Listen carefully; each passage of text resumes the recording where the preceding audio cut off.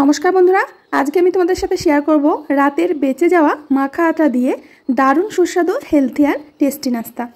এটা বাচ্চা থেকে বড় সবাই ভীষণ পছন্দ করবে, একবার খেলে বারবার খাওয়ার অনুরোধ করবে। আশা করছি রেসিপিটা আপনাদের সকলের পছন্দ হবে। তাহলে আসুন রেসিপি শুরু করা যাক।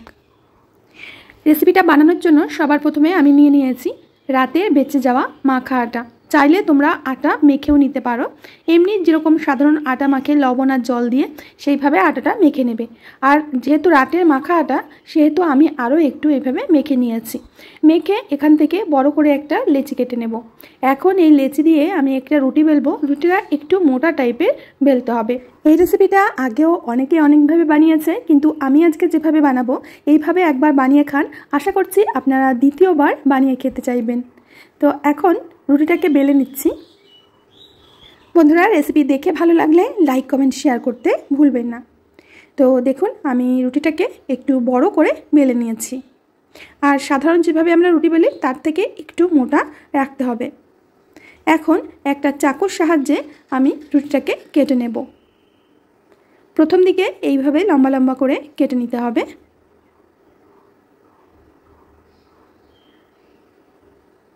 তারপর এইভাবে চৌকো চৌকো শেপ দিয়ে কেটে নিতে হবে।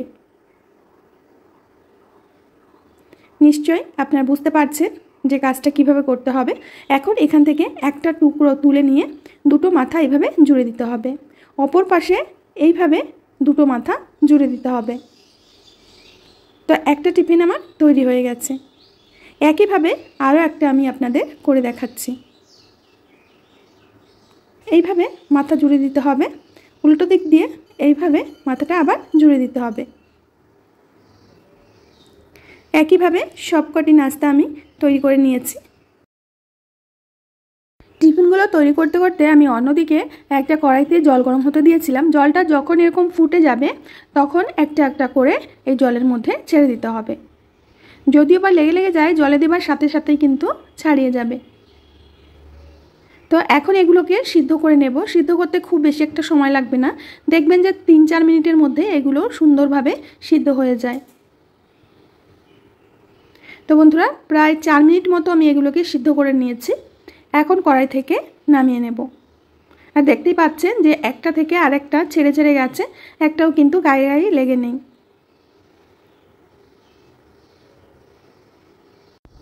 সবগুলো আমি একটা প্লেটে তুলে নিয়েছি, দেখতে পাচ্ছেন।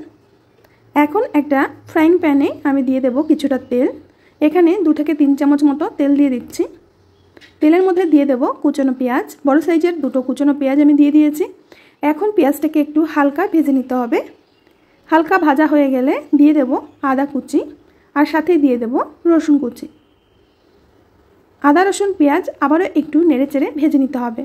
এবার দিয়ে দিচ্ছি কাঁচা লঙ্কা কুচি, 2টো বড় সাইজের টমেটো কুচি, দিয়ে দেব কাশ্মীরি লাল লঙ্কার গুঁড়ো কালারের জন্য, দিয়ে দেব 1/2 চামচ মতো লবণ। এখন সমস্ত কিছুকে আবার নেড়েচেড়ে মিশিয়ে নেব। এখন একটা ঢাকনা দিয়ে ঢেকে কিছুক্ষণ অপেক্ষা করব। কিছুক্ষণ পর আমি ঢাকনাটা তুলে নিচ্ছি। মশলাটা এর মধ্যে কিন্তু নরম হয়ে গেছে। এইভাবে খুন্তি দিয়ে একটু থেতো করে দেব। এবার এর মধ্যে দিয়ে দিচ্ছি বড় সাইজের একটা ক্যাপসিকাম কুচি আর সবজি মশলা 1 চামচ। দিয়ে দিচ্ছি ভিনেগার এখানে 2 চামচ। দিয়ে দিচ্ছি সয়া সস 1 চামচ। এবার সমস্ত কিছুকে আবার নেড়েচেড়ে মিশিয়ে নেব। এটা খেতে ভীষণই টেস্টি হয় বন্ধুরা, একবার হলেও বাড়িতে বানাবে। এখন দিয়ে দিচ্ছি ছোট্ট 1 বাটি জল। এখন একটা ঢাকনা দিয়ে ঢেকে দেব। কিছুক্ষণ পরে ঢাকনাটা খুলে নিলাম। এরই মধ্যে সমস্ত সবজি গলে গেছে। সবশেষে দিয়ে দিচ্ছি টমেটো চাটনি। এখানে আপনারা টমেটো চাটনির বদলে তেঁতুলের চাটনি, আর যদি হাতের কাছে টমেটো চাটনি না থাকে তাহলে টমেটো সস দিলেও হবে। খুব ভালো করে মিশিয়ে নেব। দেখতেই পাচ্ছেন, দেখে কিন্তু জিভে জল এসে যাচ্ছে। এটা এতটাই টেস্টি হয়। তো মশলাগুলো আমার রেডি করা হয়ে গেছে। এখন দিয়ে দেব আগে থেকে সিদ্ধ করে রাখা টিফিনগুলো। এখন খুব ভালো করে মিশিয়ে নেব মশলার সাথে।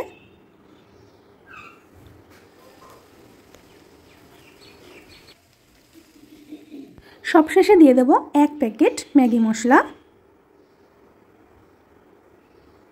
আর সাথে দিয়ে দিচ্ছি কুচনো ধনেপাতা। আবারও সমস্ত কিছুকে ভালো করে মিশিয়ে নেব। মেশানোর কাজটা প্রায় 3 থেকে 4 মিনিট সময় নিয়ে করবেন, তার থেকে বেশি সময় নিয়ে করতে হবে না। তো খুব ভালো করে আমি নেড়েচেড়ে সমস্ত কিছু মিশিয়ে নিয়েছি। নাস্তা বা টিফিন আমাদের একেবারে রেডি পরিবেশন করার জন্য। দেখেই বুঝতে পারছেন যে এটা দেখতে কতটা পরিমাণে লোভনীয় হয়েছে। এই নাস্তাটা খেতে যে এতটা পরিমাণে টেস্টি হয়, আপনারা যদি বাড়িতে বানিয়ে না খান তাহলে বুঝবেন না। যেদিন বাচ্চারা বাইরের খাবার খেতে চাইবে সেদিন আপনারা এইভাবে আটা দিয়ে বাচ্চাদের বানিয়ে দেবেন, দেখবেন যে প্লেট ফাঁকা করে খাবে। তো বন্ধুরা, আশা করছি আজকের রেসিপিটা আপনাদের অনেক ভালো লেগেছে। ভালো লাগলে লাইক, কমেন্ট, শেয়ার করবেন। নিজে ভালো থাকুন, সুস্থ থাকুন আর পরিবারের সকলকে সুস্থ রাখার চেষ্টা করুন। আমি আজকে এখানেই বিদায় নেব, আবার আসবো নতুন রেসিপি নিয়ে।